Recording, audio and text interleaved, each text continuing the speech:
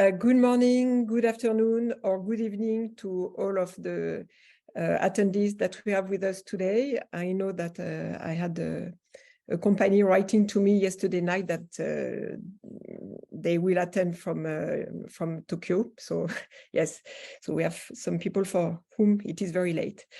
So welcome.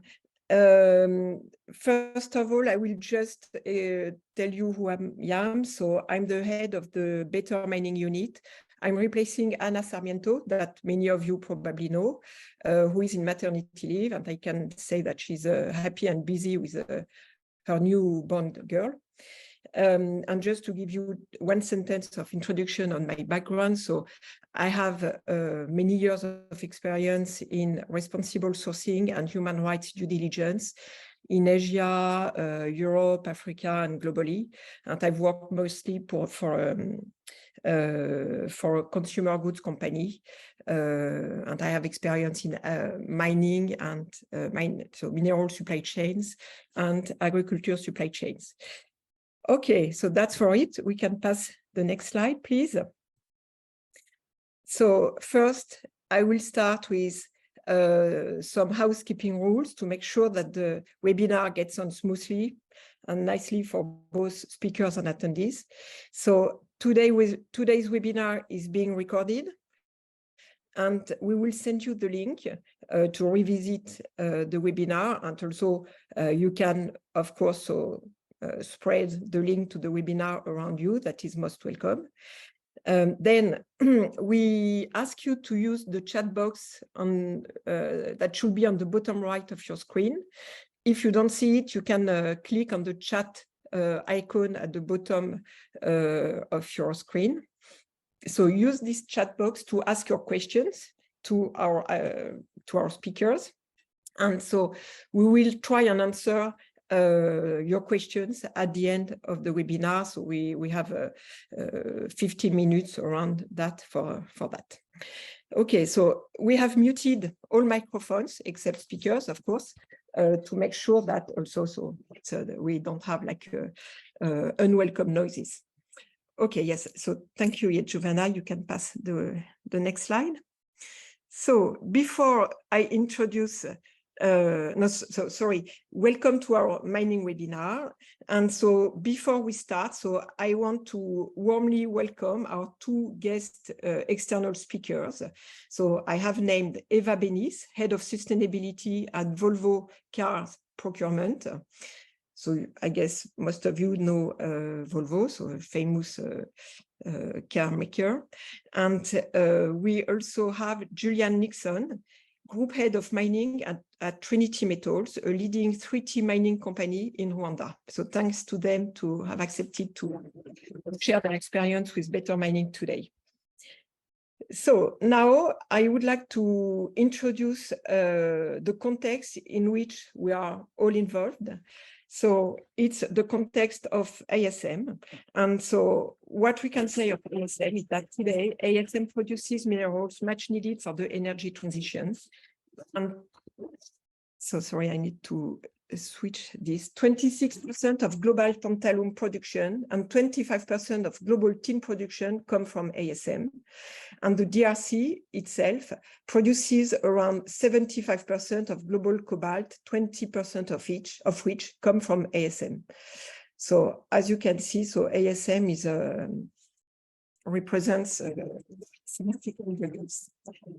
Then you have the human, what is at stake in terms of social and environmental aspects, more specifically in terms of social aspects. So the ASM is a key source of livelihood and at the same time a key source of risk. So a key source of livelihood for 40 million people who are directly engaged in ASM at the global level. 9 million of these people are in Africa and 25% are women. So we can say that 25 is maybe a lot already, but maybe we can say also it's not enough from a gender perspective, but so it is what it is.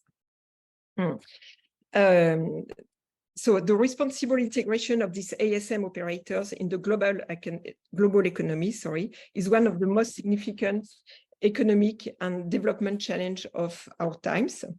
For this data I have just presented before. ASM is a key livelihood for these people, and at the same time a key source of risk with risks such as child labor. Yes, and so what we have done, so we can move to the next slide. Yeah, and so how better mining comes into that and contributes to improve the livelihoods of these ISM miners. So since 2015, Better Mining implements an upstream mechanism and traceability system which supports the responsible integration of ASM into global mineral value chains, and which helps linking the ASM miners with this supply chain. And so you can see at the top of the slide, so you have the steps of our process, which is, yes, from data collection at site level, all the digital traceability we have in place, the risk analysis, data provision, corrective actions that we assign to mines, and then so risk management and monitoring still with our teams on the ground in mines in Africa. Okay, and with this, together with our partner, we work to manage risk and create a positive impact and improvement at the source of the value chain. Okay. So to move a bit further, so working with Better Mining, actors along the value chain can demonstrate that their sourcing is undertaken in alignment with established market access criteria. I will name a few. So the OECD due diligence guidance, RMAP, and in 2023, so the artisanal cobalt standard. Okay.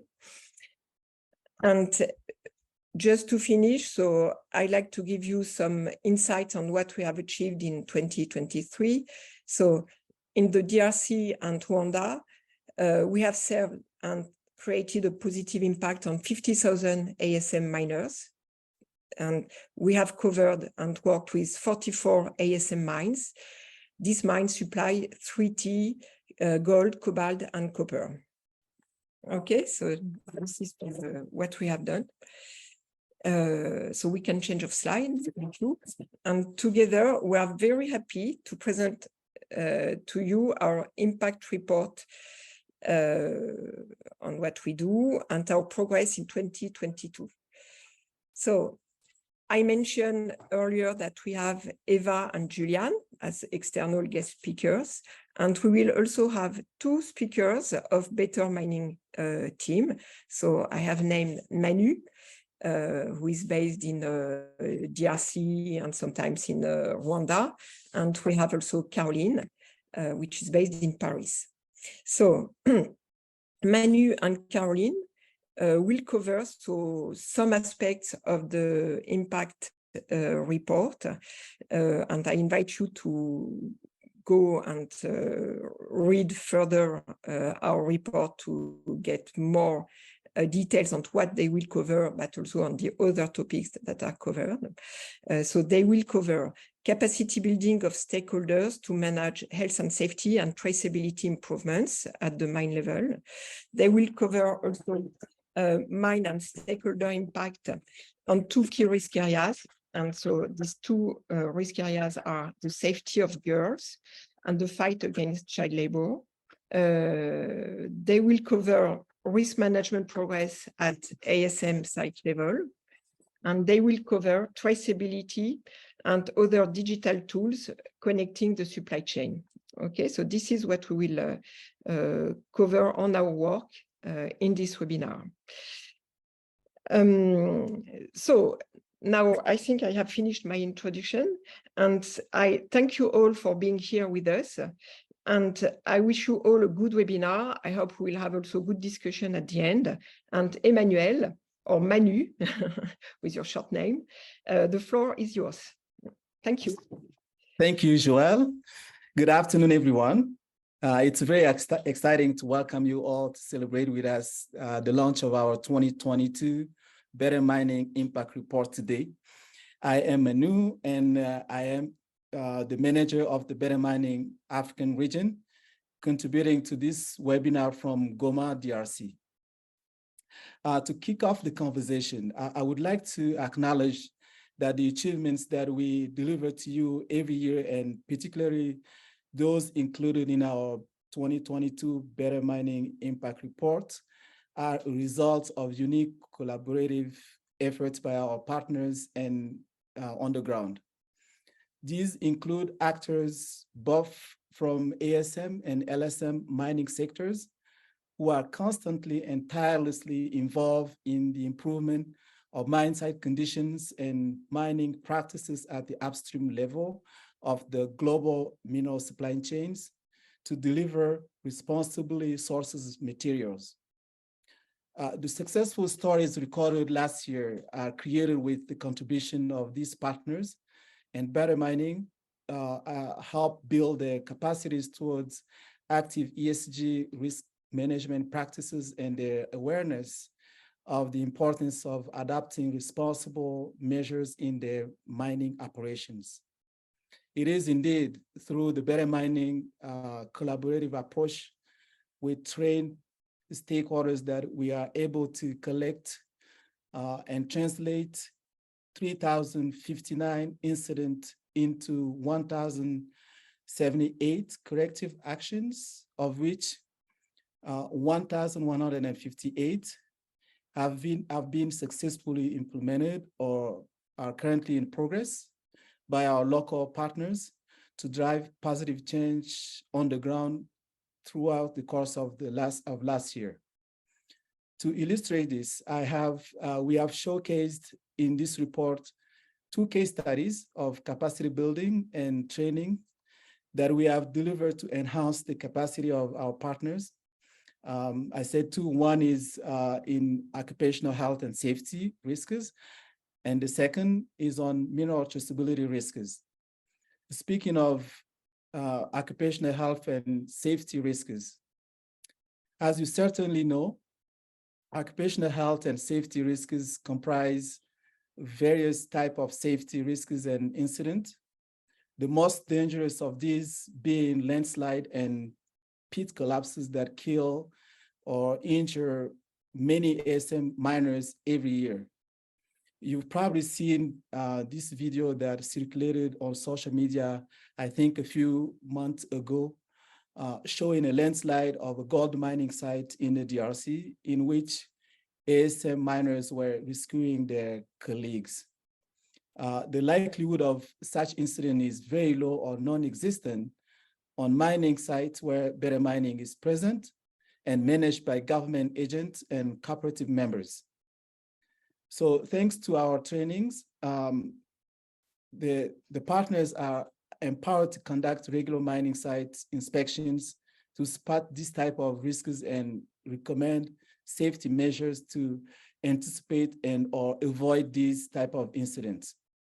Over the last year, Better Mining has delivered 64 occupational health and safety training sessions to ASM cooperative members and government services agents, both in DRC and in Rwanda. Again, the impact of these trainings is that they help cooperative members and government services agents to identify such risks and carry out pit maintenances and safety before landslide or the type of tragedy that we've seen that I mentioned earlier would occur. Speaking of the second example, traceability risks. As a second example to illustrate these capacity building efforts, Better Mining played a very key role in building the capacity of local government agents and cooperative members.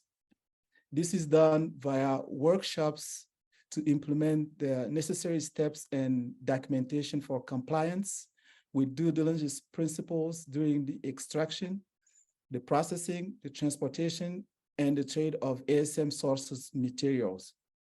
So these principles are laid out in the DRC Traceability Handbook on the ICLR certification manual mechanism, and they are also reflected in Better Mining traceability tools and software.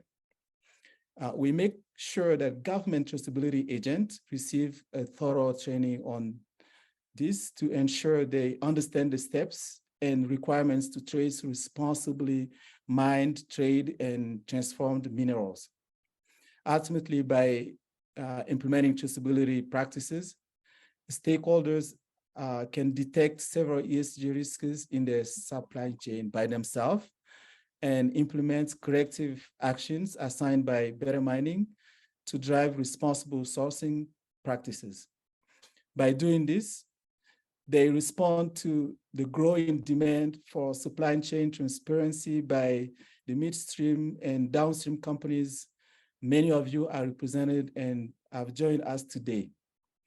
To achieve long-lasting results in ESG management and good practices, at Better Mining, we believe that it is crucial to invest in behavioral change to create ownership of ESG risk mitigation methodologies and practices by local stakeholders. On this, my colleague Carolyne will walk you through the efforts that we put in place to support ownership of risk mitigation strategies and practices by upstream supply chain implementing stakeholders. Over to you, Carolyne. Thank you. Thank you, Manu. Thank you, everyone, for having joined our webinar today, and welcome. I'm Carolyne, working for Better Mining, and I'm calling from Paris today. So as mentioned by my colleagues, I will first be presenting on how Better Mining enables proactive engagement from local communities to tackle pressing issues in the ASM sector. Building trust and inspiring community members is essential to improve the ASM sector. To that end, Better Mining has built its risk mitigation and remediation strategy on gaining support and involvement from local actors to ensure long-lasting impacts for ASM communities. Our partnership with UNICEF last year on mitigating child rights deprivations in ASM communities mobilized local stakeholders from different communities to tackle, amongst others, two pressing issues: girls' safety and child labor. Empowerment of local actors was at the heart of this project, and its success proves our ability to bring to the table local actors, build momentum, and foster ingenuity from these key stakeholders, all for the benefit of children found on ASM sites. On ASM sites, girls are vulnerable to human rights abuses, sexual and gender-based violence, discrimination, and health risks. According to the ILO, girls perform just as hazardous tasks as boys on ASM sites, working long hours with a great workload, but often with a lesser chance of schooling, withdrawal, or rehabilitation. For this project, on a cobalt mine site in southern DRC, we had identified girls in four main situations of concern: girls crushing, sieving, washing, or sorting ores, girls selling legal goods and services such as water or biscuits, pregnant girls, and girls victims of sexual harassment. Following this, and over the course of 3 months, we actively engaged with local stakeholders to find swift and suitable measures that would provide a safe and supportive environment for girls to acquire new skills and improve their livelihoods. The village chief proposed and established a temporary sewing center for girls, while the construction already underway of a professional training center open to all was completed.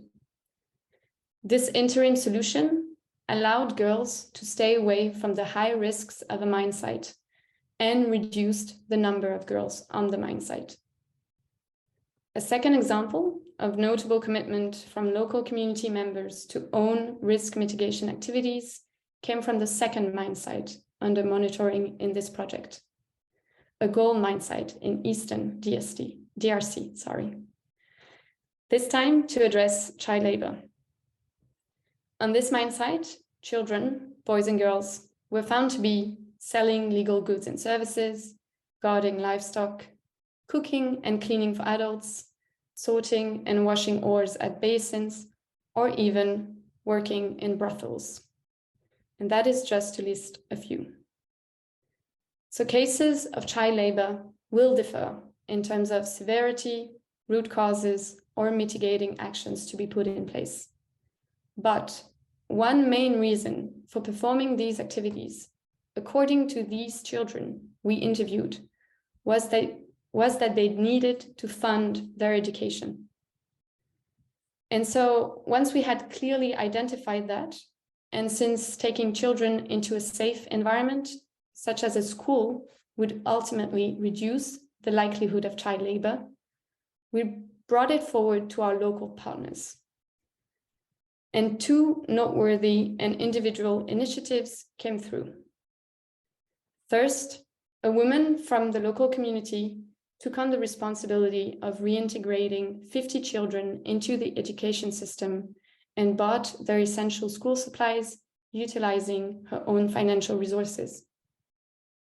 This then inspired a local NGO to provide financial support to another 22 children, allowing them to effectively go back to school. You may find more information about these case studies in our impact report. We have also conducted last year a socio-economic study in ASM communities to deepen our understanding of their realities and to better assign corrective actions targeted at addressing issues specific to each mine site. You can find more information on this from page 14 to page 19 of the report. Now, without further ado, back to you, Joelle. Yes. So thank you, Caroline, and thank you, Emmanuel. So now you have no excuses to ignore this. So you need to refer to the report. It was very interesting to listen to Emmanuel and Caroline because they explain how we build the foundation of our work. It's not just creating fixing some issues here and there. It's really creating the foundations, so capacity building and risk mitigation of ownership of our work. So now I will pass the floor to Eva to present the experience of Volvo cars. So thank you, Eva. The floor is yours. Thank you, Joelle, and thank you for inviting me to participate and launching this report. My name is Eva Bennis. As already said, I'm head of sustainability at Volvo Cars Procurement. First of all, big congratulations to the entire Better Mining team for a very good, progress report. It's so inspiring to read what is going on and we are very proud to be part of this report and the actions taken. So we are a car producing company.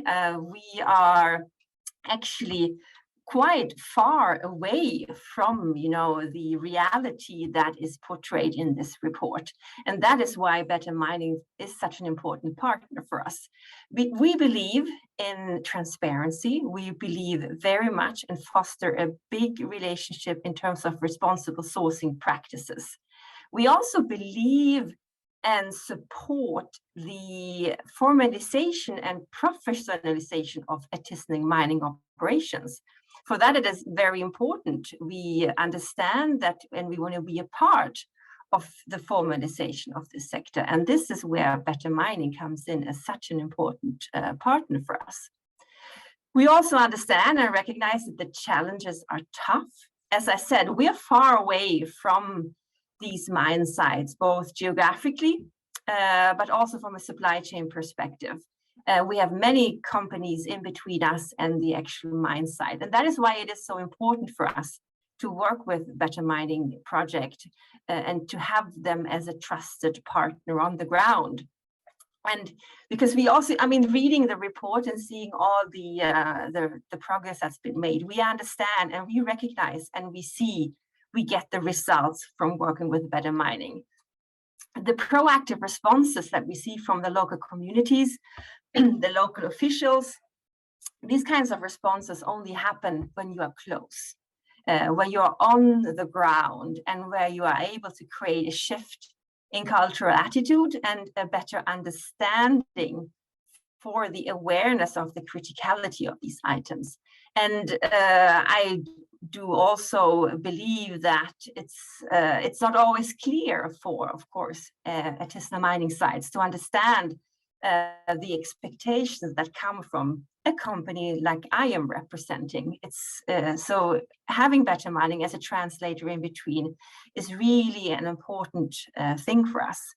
And I think we also mentioned it already here by Joelle and the others. It's about long-lasting results, making sure the ownership is there. And that's also something that's very important for us, that we don't just go in as a partner and we see something that's happening over a day and maybe where there's a result short-term, but that the long-lasting results will happen. And this is really something that we see from the cooperation with Better Mining and that we appreciate a lot.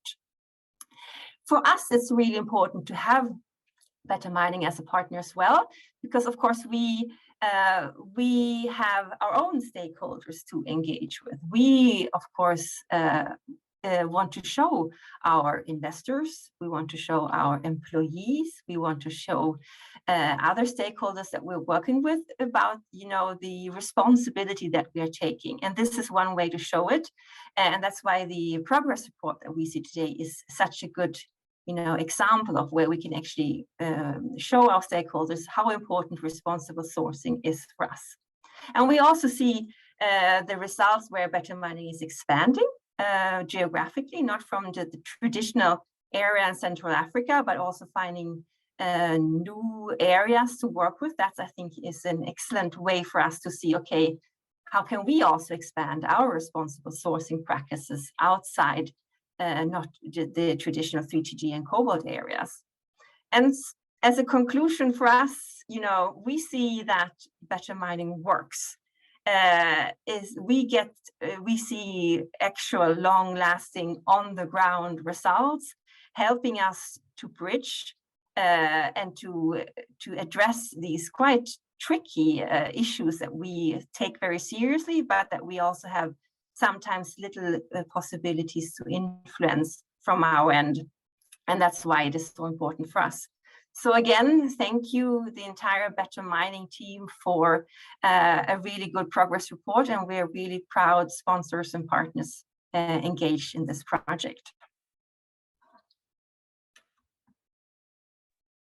Thank you very much, Eva. So this was very inspiring, and so I will just recall some names or words that you have said. So you mentioned that it's about building trust to work with Better Mining and create transparency with what happens on the mine site, making clearer your expectations to the mine sites, and explain also to your employees and other stakeholders the reality of a mine site. And I guess that at the end also there's some call of some kind of call for collective action, which is what we try to achieve. Yes, exactly. And I mean, as we understand that we of course have a power as a purchasing company, where we are a downstream company, you know, at the end of the chain almost, and that we use this influence power to make a collective action as well. And that's something we see we can influence here. Yeah, so thank you very much, and we need to continue to progress and involve more companies. So thank you, Eva. And now we will come back to Carolyne to speak about connecting the value chain. Yes, Carolyne, it's to you. Thank you, Joelle, and thank you, Eva, for this great speech. So Better Mining has for years worked on the traceability of materials. With traceability comes transparency, essential for companies to know the true origins of the raw materials they are purchasing.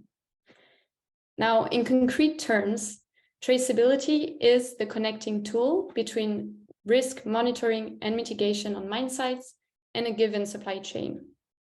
On the one hand, risk management will assure the mine site is compliant with national and international standards, and on the other hand, the origin of the materials will be verified.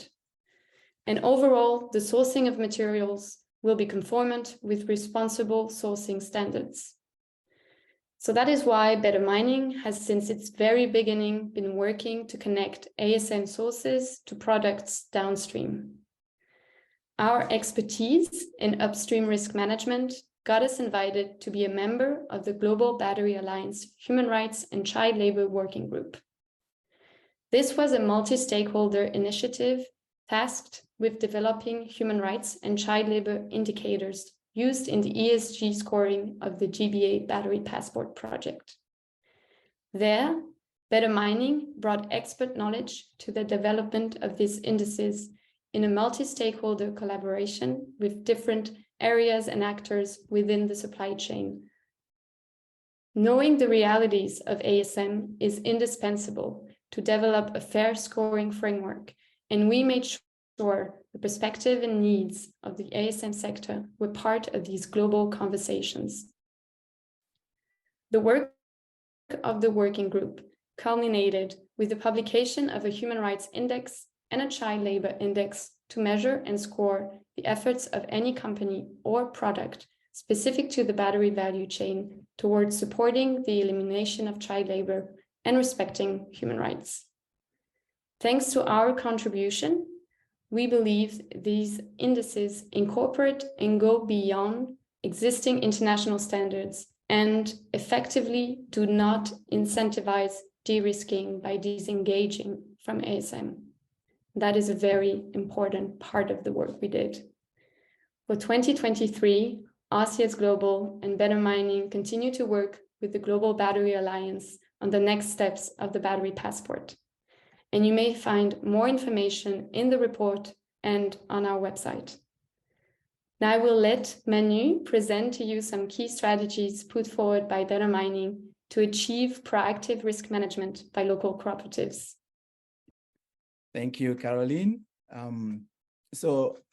First thing to say is that while our traditional and classic role in the ASM sector has been to provide assurance to midstream and downstream industry, over the last year we have seen more proactive risk management strategies by supply chain actors independently, sometimes from our support, building on the trainings and capacity buildings that we have provided. These supply chain actors felt empowered to go beyond the basic ESG risk identification and risk mitigation efforts in the supply chain. And for some, they get all the way to use innovative solutions inspired by corrective action plans we had recommended. Indeed, in the 2022 report, we present multiple case studies, both in DRC and Rwanda, reflecting powerful initiatives by cooperatives and mining operators. To speak about some cases, I think the first situation where independently from Better Mining support, we have partners that replicated strategy previously developed with our support to improve risk identification and risk mitigation actions, echo some of the risk mitigation strategy ownership that my colleague Caroline mentioned in a previous presentation. So the first example comes from cooperative in the DRC that have multiplied the number of access gates on mining sites to ease the traffic flow of motorbikes accessing the mine, to reduce the number of traffic accidents caused by road congestion, and increase control over access and exit of the mining site. Now, let me give you a second example, this time in Rwanda. A mining operator was experiencing illegal mining and theft of minerals. And illegal mining and theft of minerals represent a significant risk of supply chain contamination, because this results in reputational risk for companies and overall exposure of all stakeholders along the supply chain, from upstream till downstream, as mineral affected by unknown risks would enter the global supply chain. And I hear from Eva that it, of course, downstream companies are very far from what's happening on the ground. It's not necessarily easy to tell the origin of minerals that enter your supply chain. So this type of situation where a company or semi-mechanized or industrial company faces situations of illegal mining exposes everybody, because the minerals that are extracted illegally end up in the global supply chain, which create the contamination that I mentioned earlier. So in this particular case, faced with the situation, the operator went beyond the several corrective actions that we recommended. They increased, for instance, security control, and they engaged with local traders and directly contributed to poverty reduction measures. So poverty here is a key word, as it is the root cause of illegal mining and minerals theft. As you will see in our report, the issue of illegal mining is not solved entirely. That's one of the challenges, one of the many challenges that Eva also touched base on earlier. And poverty is just, as I just mentioned, is one of the many causes of this, and we require much more to be resolved. Another factor to consider here is the scale of illegal mineral still entering supply chain outside of robust upstream mechanism. That's a work that we need to continue to collaborate on and be patient and invest more in a collaborative way to little by little get to a point where we could have clean supply chains.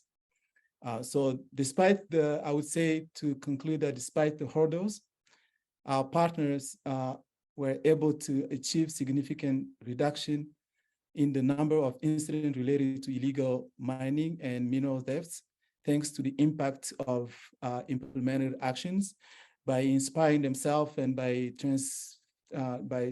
translating some of the actions that we have recommended in the past to kind of go beyond and find solutions that are long-lasting. Thank you for your attention, and I'm returning the floor back to Joelle. So thank you very much, Manu and Carolyne, for your further presentation. So it shows that risk management, so proactive risk management, is very essential, and it shows some achievement that we have that we are happy from. So I suggest, so first of all, thank you for the attendees who have asked questions in the chat box, in the question chat box. So please continue to ask other questions, and then we will respond to them at the end of the session. So now we are very happy to pass the floor and listen to Julian Nixon from Trinity Metals. So Julian, so the floor is yours. You can speak. Thank you. Thank you very much, Joelle, and thank you everybody for being here today. Good afternoon. My name is Julian Nixon, and I'm the head of mining for Trinity Metals. We as Trinity Metals, we operate a number of mines in Rwanda. We're exporting the 3T group of minerals. Perhaps it's also important to mention that we are not an artisanal mining company, but we are on a journey to become a mechanized mining company that is actually compliant with the IFC performance standards with regards to environmental and social sustainability. So ESG, is a big part of this journey, and for us, it's about investment in these mines in Rwanda, where we can grow the business, we can grow the company, and we can provide jobs to people. And we do believe that having a good relationship with the community around us, which 99% of our employees come, is critical. So, also other external stakeholders, it's important to have good relationships with the people to operate a successful mining company. Better Mining has helped a lot by providing the external advice and support. They support us with implementation of traceability standards. We have a permanent member of the Better Mining team on our sites. And traceability, of course, is a big part for us to export to the international markets. And, we're very happy with the positive impact that has been created. Again, having this external perspective is always helpful. It helps us to have validated upstream data, which is required, and also, proven assurance and risk mitigation. We spoke a lot about risk earlier. For a mining company, there's always a lot of risk, and risk management is critical for running a successful mining operation. So, yeah, we again are very happy with the service that Better Mining is providing. It's very easy, and then having this permanent monitor on site is great for us. We are continuously improving. We're working on environmental issues, social issues, and there's been a lot of improvement in the last 2 years, and we hope to continue on this journey in the coming months and years.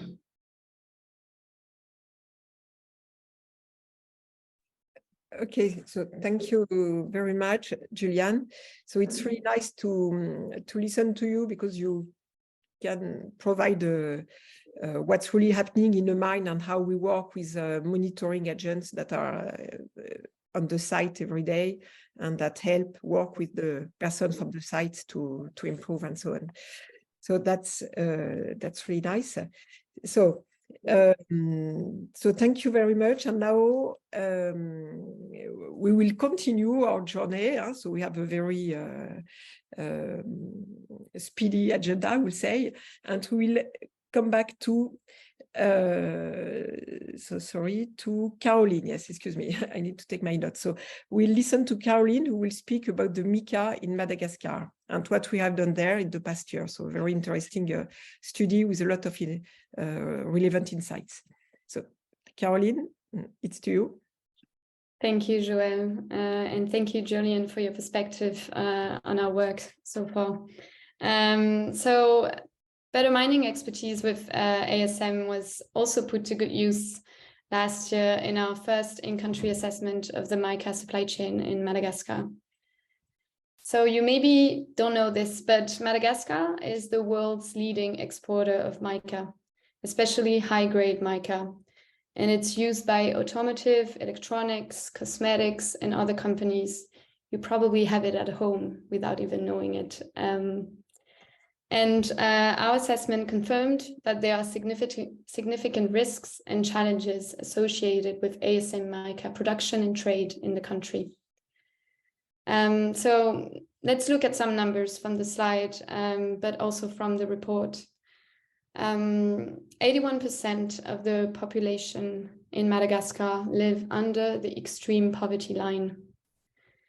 And up to 60% of agricultural land in southern Madagascar, where mica is collected, has been lost due to severe droughts between the year 2020 and 2021.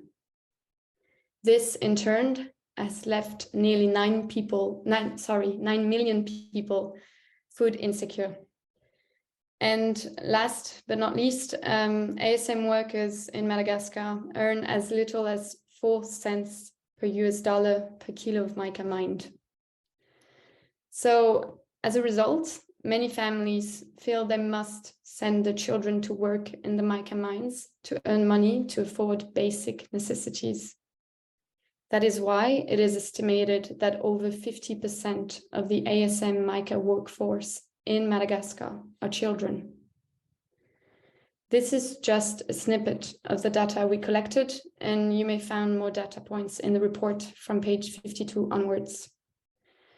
So hearing those figures, they are concerning and extremely worrying.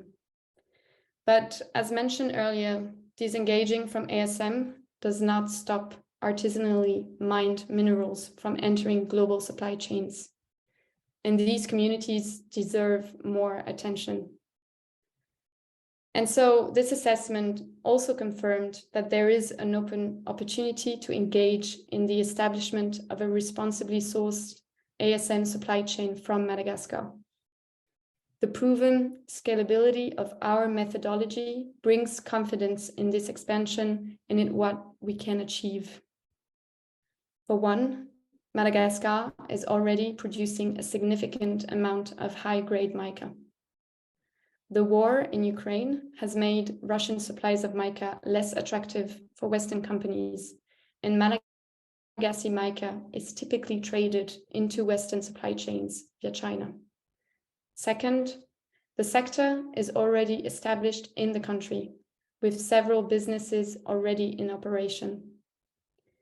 In addition, we have learned that when ASM formalization progresses, engagement opportunities arise.